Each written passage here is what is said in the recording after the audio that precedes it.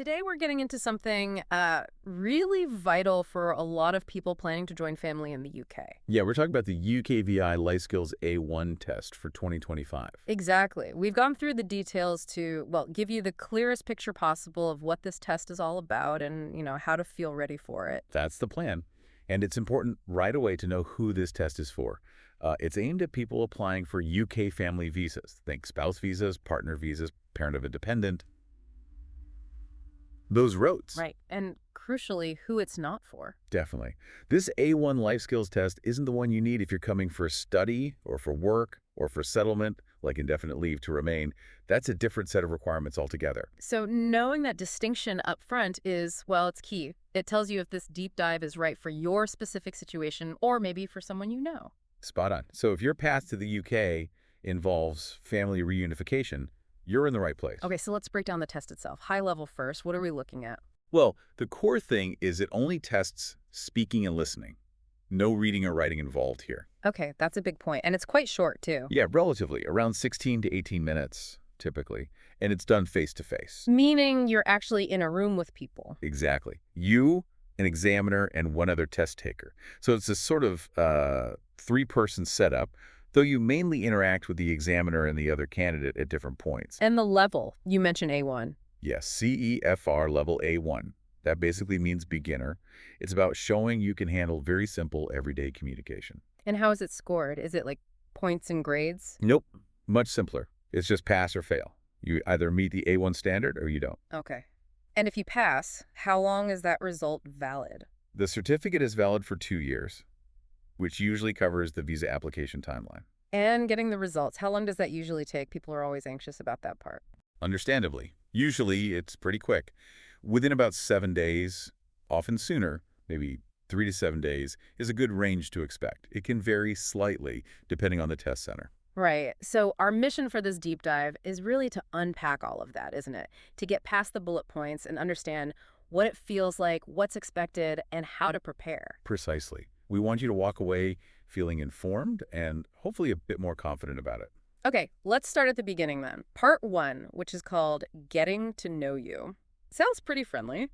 It is, really. This first part is all about basic interaction. The examiner asks you some simple questions about yourself. So you introduce yourself. Yeah, you'll introduce yourself, answer things about, who you are. It's the examiner getting a first sense of your ability to communicate very basic personal information. And what kind of topics usually come up here? Is it anything complicated? Not at all. Very familiar ground. Things like your name, obviously, where you're from, your country, a little bit about your family, maybe your daily life, what you do each day, if you work, or what your hobbies are, things you like doing. Really just standard getting to know someone chat. We saw some examples in the source material, didn't we? Like really basic ones. Yeah, exactly. Yeah. What's your name and where are you from? Yeah. It starts very simply. And there was a key tip about how to answer, wasn't there? Something about full sentences. Yes, that's a really important piece of advice for part 1. Try to answer in full sentences, not just single words. So instead of just Lahore, you'd say. You'd say something like the example given, I live in Lahore with my parents and my younger brother. Or even just, I am from Lahore. Why is that so important at this stage, just giving that little bit more? Well, it shows the examiner more than just vocabulary. It shows you understand basic English sentence structure, subject, verb, the basic components. It demonstrates you can actually construct a complete thought, even a simple one. That's really fundamental for showing A1 level ability.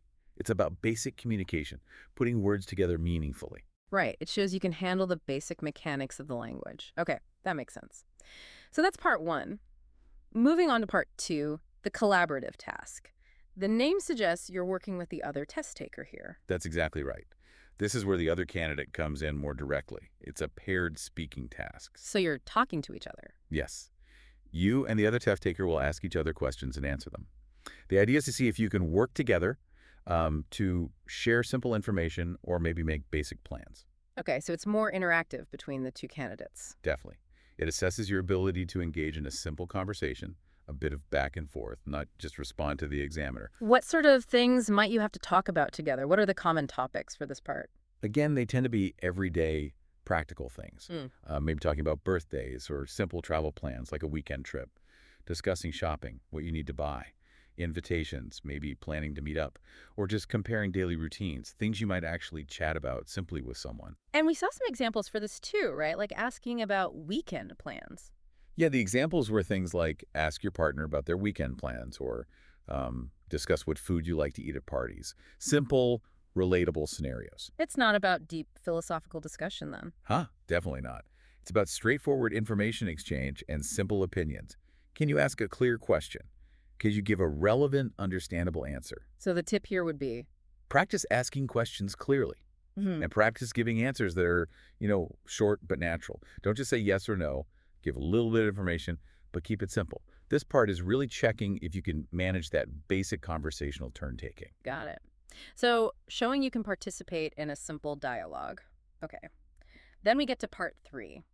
This one seems a bit different because it brings in listening more formally. That's right. Part 3 is actually split into 2 smaller sections. Part 3A is the listening task proper. Okay, what happens there? You listen to a short recording. It's usually a simple conversation or monologue. And importantly, they play it twice. Twice. Oh, that's good. Gives you a second chance to catch things. Exactly.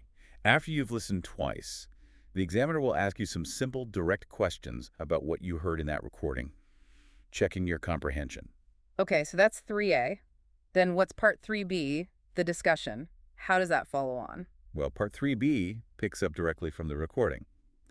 The discussion you have next, maybe with the examiner, maybe involving the other test taker too, will be about the topic you just heard in the recording. Okay. So it links the listening and speaking skills together. Precisely. It assesses if you can understand basic spoken information and then respond to it, maybe relate it to your own experience in a very simple way. There was an example about someone's job, I think. Yeah, that's a good illustration. You might hear a short bit about someone's job. The examiner might then ask factual questions from the recording, like, what does she do? Or where does she work? Simple recall from the audio. Right. And then the conversation might broaden slightly. Perhaps the examiner asks you about your job or about the job of someone in your family. So you move from understanding the specific audio to discussing the general topic simply.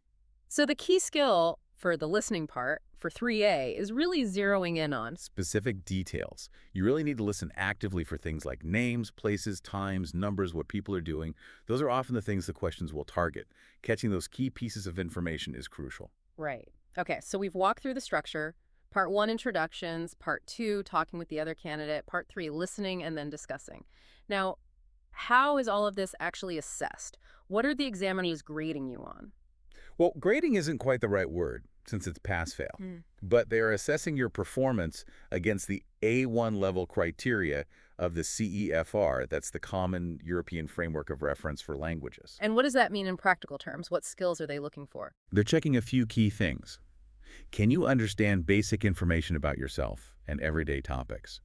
Can you communicate your basic needs and ideas simply? Do you use common everyday vocabulary? Is your speech generally clear enough to be understood using very basic grammar? And crucially, can you listen and respond appropriately in these simple interactions? It sounds like functional communication is the main goal, not perfection. Exactly. And it's worth really stressing that. Perfect grammar is not required. They expect mistakes at A1 level. That's normal. That must be a relief for many people. It should be. The absolute key things for passing are, do you understand the questions? Can you give clear, simple answers that make sense? And can you show you're able to actually hold a very short, basic conversation? It's about making yourself understood and understanding others in simple situations. Right. Function over form, in a way. You could say that, yeah. Definitely. At this level, definitely. Okay, so the test is done. You've done the 16, 18 minutes. What happens next? Results time. Yes. As we said, there are only 2 outcomes, pass or fail. Simple enough. If you pass, fantastic. You get your certificate, the one UKVI needs for your visa application. And if you fail? Then, unfortunately, you don't get the certificate. You need to book and take the test again if you still need it for your visa. And that time frame for getting the result, just to remind everyone? Usually within 3 to 7 days after taking the test, you'll get an official notification. And who actually runs these tests? Are they just run by anyone? No, absolutely not. They have to be delivered by official UKVI-approved CELT providers. CELT stands for Secure English Language Test. Okay, CELT provider. Important term. Very. The main ones for the Life Skills A1 test are Trinity College London with their GC Grade 2 exam, Geese at grade 2. and Yeah. IELTS UK with their IELTS Life Skills A1 test. IELTS is often delivered jointly by the British Council and IDP. So Trinity or IELTS UKVI Life Skills, those are the names to look for. Those are the key ones, yes. All right, so knowing all this, let's talk preparation. If someone is listening now and thinking, okay, I need to take this test, what are the practical steps they should be taking? Well, the good news is preparation can be quite straightforward and focus on basics. First, really practice answering those simple questions about yourself, your life, your family, your routines, hobbies. Get comfortable talking about you. Like rehearsing for part 1. Exactly. Second, make time to practice listening. Find audio resources. There are tons online where English is spoken relatively slowly and clearly. Beginner-level podcasts, learning materials. Just getting your ear tuned in. Precisely. Train your ear to pick out those key details we mentioned, names, places, actions. What about practicing the speaking part, especially the interactive element? That's crucial too. If you can, try to speak English regularly with someone, a friend, a family member, a tutor if possible. Talk about everyday things. Even short, simple conversations build confidence immensely. Just making it a habit. Yeah. And another really good tip is to watch sample test videos online. Search for IELTS Life Skills A1 sample video or Trinity GAC Grade 2 sample video, Why is that so helpful? because it lets you see exactly what the test room looks like, how the examiner interacts, how the candidates respond, the kind of pace. It demystifies the whole process. Takes away the fear of the unknown. Absolutely. And finally, consider using language learning apps on your phone. Things like BBC Learning English, Duolingo, or specific ESOL resources. ESOL Skills for Life is mentioned. They're great for vocabulary building and quick grammar practice in spare moments. Those are all really practical, accessible tips. Okay, just to really hammer home the point about the providers, it's so important people get this right. It really is. You must book your test with a UKVI-approved provider. Which are, one more time. IELTS Life Skills A1, run by British Council IDP generally, or Trinity College London's GSE Grade 2. And not just the provider, but the actual test center location matters too, right? Critically important. It has to be a test center specifically approved by the UK Home Office. They have lists of approved centers on the government website and the providers' websites. Don't just book anywhere that offers an English test. Because if you take it at a non-approved center, Your result, even if you pass, won't be accepted by UKVI for your visa. All that effort, and it wouldn't count.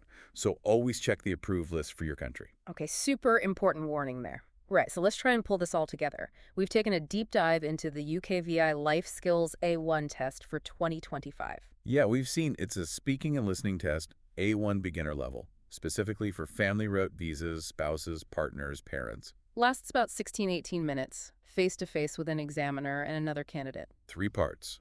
Basic questions about you, a paired task talking with the other candidate, and then a listening task followed by a related discussion. Assessed on basic communication understanding, responding simply, using everyday language, pass or fail outcome. And results usually within a week. Remember to use only approved CELT providers like IELTS UKV Life Skills or Trinity GBZ Grade 2 at approved centers. And the preparation focuses on practicing those basic conversational skills, listening comprehension, and getting familiar with the format. That's the essence of it. Hopefully this overview has made the whole thing feel a bit clearer, a bit less daunting. That's the goal, giving you the information so you feel prepared and more confident heading in. Exactly. So to wrap up, here's something to think about. We know the test focuses on basic, everyday communication, family, hobbies, daily routines, maybe simple plans.